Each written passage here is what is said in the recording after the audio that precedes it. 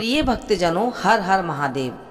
आज की इस पावन कथा में भगवान शिव माता पार्वती को बताते हैं कि गाय को एक रोटी खिलाने से किस फल की प्राप्ति होती है। माता पार्वती एक दिन भगवान शिव से कहती हैं कि स्वामी, आज जब मैं पृथ्वी का भ्रमण करके आ रही थी तो मैंने एक अद्भुत दृश्य देखा कि कुछ लोग गायों को मार रहे हैं, वहीं कुछ लोग गायों की पूजा भी कर रहे हैं। तो आज मैं जानना चाहती हूँ कि मनुष्य अपने स्वार्थ के लिए जो गायों को अत्याचार कर रहा है, उन्हें कौन सा नरक मिलेगा और गाय के किस अंग को स्पर्श करने से मनुष्य के सभी रोग नष्ट होते हैं। गाय को प्रणाम करने से, गाय को रोटी खिलाने से किस फल की प्राप्ति होती है, आज मैं जानना चाहती हूँ। भगवान कहते हैं कि तुमने बहुत ही उत्तम प्रश्न किया है पार्वती। जो गायों को काटता है उसे उसके पाप कर्मों के लिए नरक में दंड अवश्य मिलता है, लेकिन जो गायों की सेवा करता है उसे उत्तम लोक की प्राप्ति होती है, क्योंकि गाय की सेवा करने से पृथ्वी लोक पर और परलोक में मनुष्य को कौन सा फल मिलता है, ये मैं एक कथा के माध्यम से तुम्हें समझाता हूँ। लेकिन तुम इस कथा को पूरी सुनना, क्योंकि कथा पूरी सुनने से उसका अर्थ समझ में आता है। इसलिए भक्तजनों, आपसे भी आग्रह है, कथा को आप पूरा सुनिए। भगवान कहते हैं कि प्राचीन समय की बात है, मनु के वंश में एक दिलीप नाम के राजा हुआ करते थे। जो महाराजा दिलीप थे वो धर्म का पालन करने वाले थे, बहुत ही पराक्रमी, चरित्रवान, गुणवान थे। उन्होंने धर्म पूर्वक पृथ्वी का पालन किया, इसलिए उनके राज्य में प्रजा हमेशा संतुष्ट और प्रसन्न रहती थी। मगध देश की जो राजकुमारी थी वो उनकी पत्नी थी। उनकी पत्नी का नाम था सुदक्षिणा। महाराज दिलीप की पत्नी सुदक्षिणा और महाराज दिलीप बहुत ही प्रसन्नता से रहते थे। कई वर्ष बीत जाने पर भी लेकिन उनके वंश में उनके यहाँ कोई संतान उत्पन्न नहीं हुई। तब महाराजा दिलीप एक दिन सोचने लगे कि मैंने अपने जीवन में कोई पाप नहीं किया, हमेशा मैंने धर्म का पालन किया है, फिर भी ऐसा कौन सा दोष है कि मुझे संतान की प्राप्ति नहीं हो रही है। इतना सोचकर वो बहुत ही चिंतित हो गए। फिर उनके मन में एक विचार आया कि इस समस्या का समाधान केवल और केवल गुरु वशिष्ठ कर सकते हैं। वो ही मुझे बता सकते हैं कि मेरा कौन सा दोष है जिससे मुझे पुत्र प्राप्ति में बाधा आ रही है। ये सोचकर महाराजा दिलीप अपनी पत्नी के साथ गुरु वशिष्ठ के आश्रम में पहुंच गए। आश्रम में वशिष्ठ जी नित्य कर्म ध्यान करके अपनी पत्नी अरुंधति के साथ बैठे हुए थे। तभी महाराजा दिलीप अपनी रानी के साथ उनके पास जाते हैं, उन्हें प्रणाम करते हैं। तब वशिष्ठ जी महाराजा दिलीप का स्वागत करते हैं, उनकी पत्नी अरुंधति महारानी का स्वागत करती हैं और कुशल मंगल पूछकर उन्हें आशीर्वाद देते हैं। तब गुरु वशिष्ठ महाराज दिलीप से कहते हैं कि हे राजन, आपके यहाँ सब कुशल मंगल तो है ना? आप और महारानी आज अचानक वन में मेरी कुटिया में पधारे, क्या प्रयोजन है आपका? किस कारण से आप यहाँ कुटिया में आए हैं? किस कारण से महान सम्राट को अपना राजपाट छोड़कर इस वन में आना पड़ा?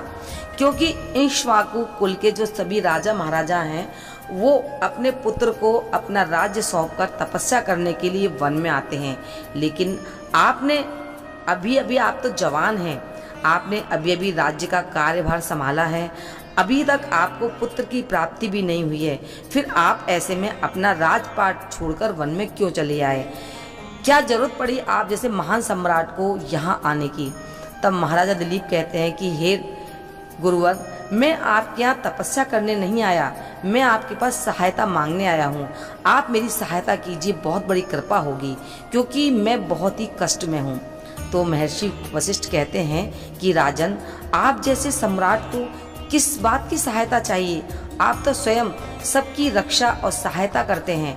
ये सुनकर महाराज दिलीप कहते हैं कि गुरुदेव, मैं आपके पास ये जानने के लिए आया हूँ कि वो कौन सा दोष है कि मुझे अभी तक पुत्र रत्न की प्राप्ति नहीं हुई।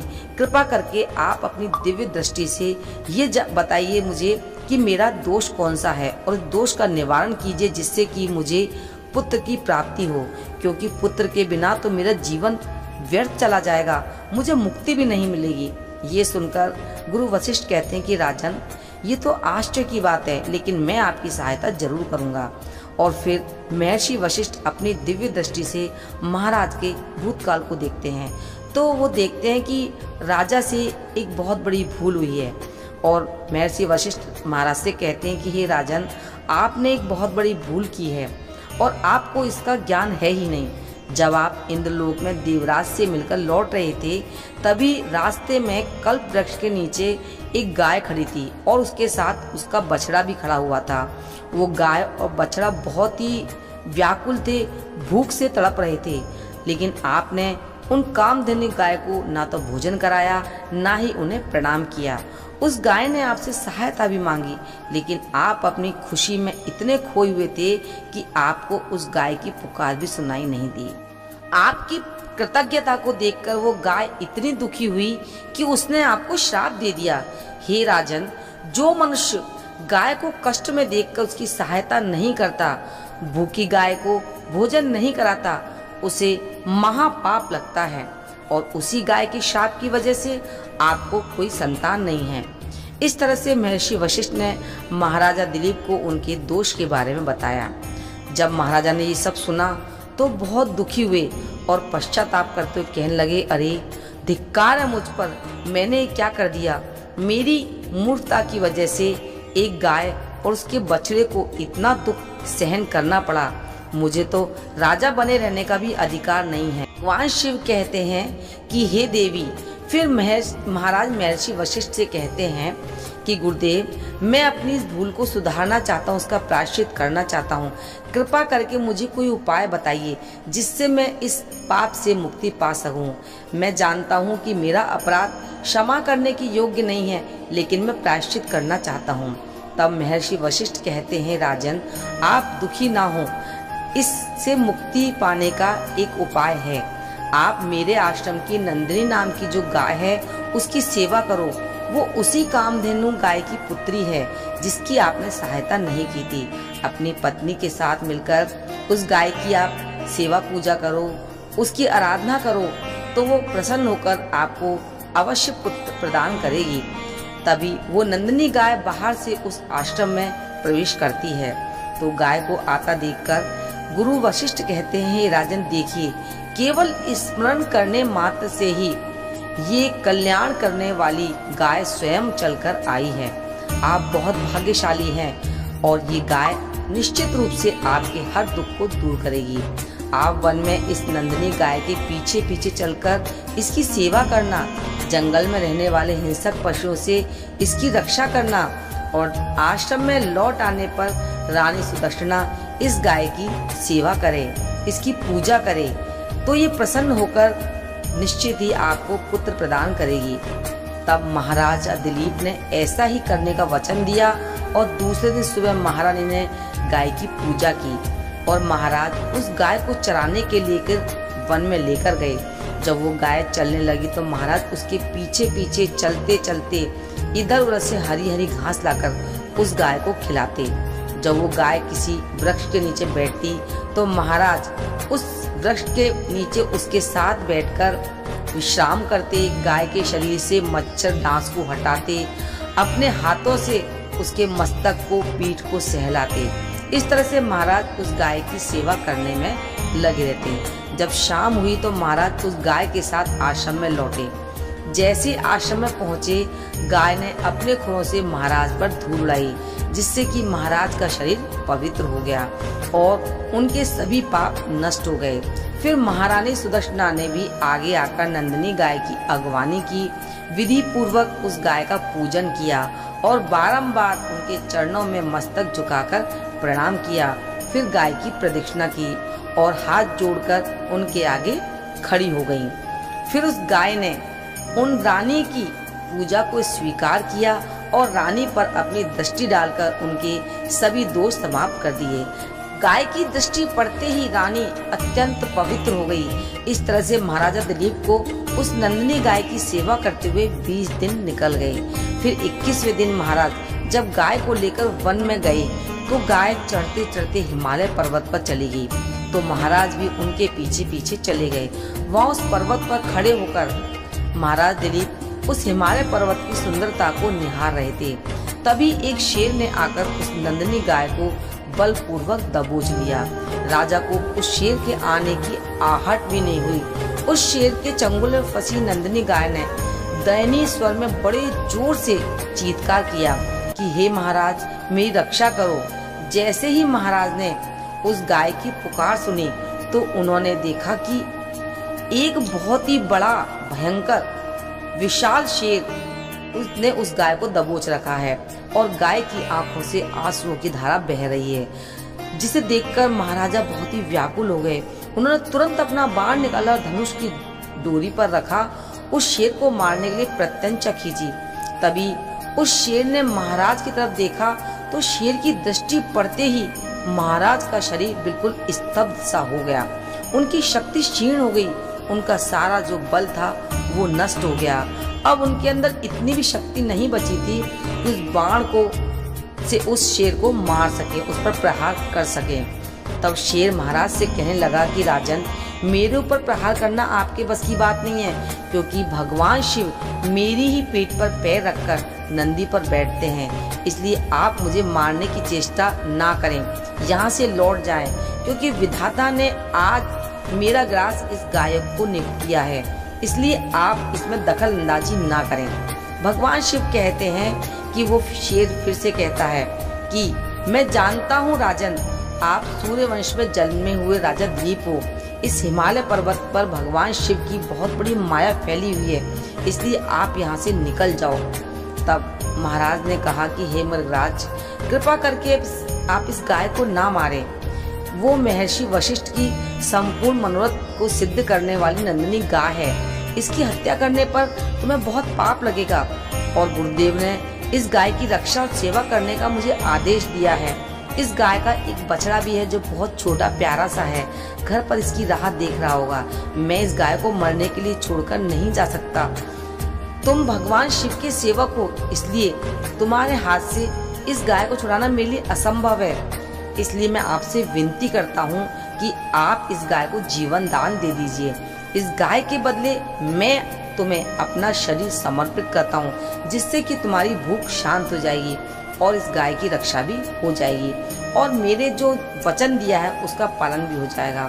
साथ ही गौरक्षा के लिए प्राण त्यागने से मुझे उत्तम गति की प्राप्ति होगी। इतना कहकर महाराज उस शेर के सामने हाथ जोड़कर बैठ गए और आंखें बंद की।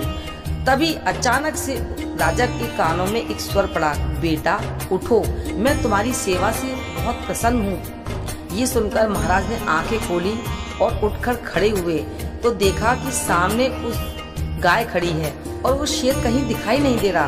तो नंदिनी गाय राजा दिलीप से कहती है कि राजन, मैंने ही अपनी माया से शेर का रूप धारण किया था और तुम्हारी परीक्षा ली है। यमराज भी मुझे पकड़ने का विचार नहीं कर सकते। मेरी रक्षा करने के लिए आप अपने प्राण देने के लिए तैयार हो गए। मैं तुमसे बहुत ही प्रसन्न हूँ। अब आप जो भी चाहो वरदान मांग लो, जो तुम्हारी मनोकामना है वो मुझसे कहो, मैं अवश्य पूर्ण करूँगी। तब महाराजा दिलीप कहते हैं कि हे गौ माता, मेरे मन में जो भी इच्छा है उसे आप अवश्य जानती हैं। कृपा करके मुझे पुत्र प्रदान कीजिए, बस यही कामना है मेरी।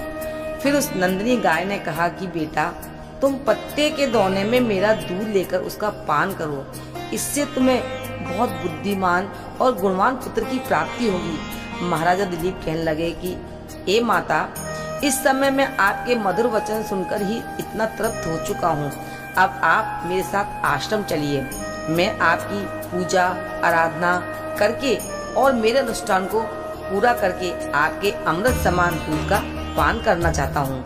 उसके बाद महाराज दिलीप उस गाय को लेकर आश्रम चले गए। आश्रम में पहुँचने पर महारानी सुदक्षिणा ने आगे आकर उस गाय की पूजा की। तब उस गाय ने कहा, हे महारानी, आप मेरी पीठ को स्पर्श करें, इससे आपको बहुत ही सुंदर, बलवान, गुणवान, विद्वान पुत्र की प्राप्ति होगी। तब महारानी ने गाय की पीठ को स्पर्श किया और महाराजा और महारानी ने उस गाय की विधिवत पूजा की, आराधना की और उसके बाद उसके अमृत के समान दूध को प्रसाद समझकर ग्रहण किया।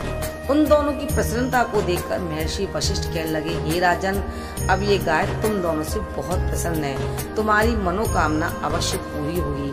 जो भी मनुष्य गाय की सेवा करता है, उसे भोजन कराता है, उसकी प्रदक्षिणा करता है, उसके सभी मनोकामनाएं पूरी होती हैं। जो गाय की रक्षा करता है उसकी कभी दुर्गति नहीं होती। मृत्यु के बाद वो गोलोक में जाता है और भगवान श्री कृष्ण के साक्षात दर्शन करने का उस मनुष्य को सौभाग्य प्राप्त होता है। फिर उसके बाद वशिष्ठ मुनि कहते हैं कि जो श्रद्धा पूर्वक गाय का दूध पीता है उसके सभी रोग दूर हो जाते हैं। जो गाय की पीठ पर कुबड़ होता है उसे स्पर्श करता है उसके पाप दोष सभी नष्ट हो जाते हैं। जो गाय का दान करता है वह बैतरणी नदी को गाय की पूंछ पकड़कर पार करा देता है। जो स्त्री गाय को रोज एक रोटी खिलाती है वो बहुत ही सौभाग्यशाली होती है। गाय सभी पापों का नाश करने वाली और मनोरथ को पूरा करने वाली है। इसलिए गाय की रक्षा करनी चाहिए, पूजा करनी चाहिए और गाय को भोजन करना चाहिए। ऐसा करने से मनुष्य को सभी ऐश्वर्यों की प्राप्ति होती है, दरिद्र समाप्त हो जाती है। फिर भगवान शिव कहते हैं कि हे देवी, इस तरह से महाराज दिलीप ने गाय की सेवा की, उन्हें पुत्र की प्राप्ति हुई जिसका नाम उन्होंने रघु रखा और उसके नाम से पृथ्वी पर सूर्य वंश की ख्याति हुई। उसके बाद में उनका वंश रघुवंश नाम से प्रसिद्ध हुआ। तो प्रिय भक्तजनों, आप भी रोज गाय की सेवा करें, उन्हें रोटी खिलाएं और गौवंश की रक्षा करें। ऐसा करने से आपको सौभाग्य की प्राप्ति होगी, आपके घर में दरिद्रता का कभी निवास नहीं होगा। और आपको एक कहानी कैसी लगी कमेंट करके जरूर बताएं। कमेंट बॉक्स में हर हर महादेव लिखना ना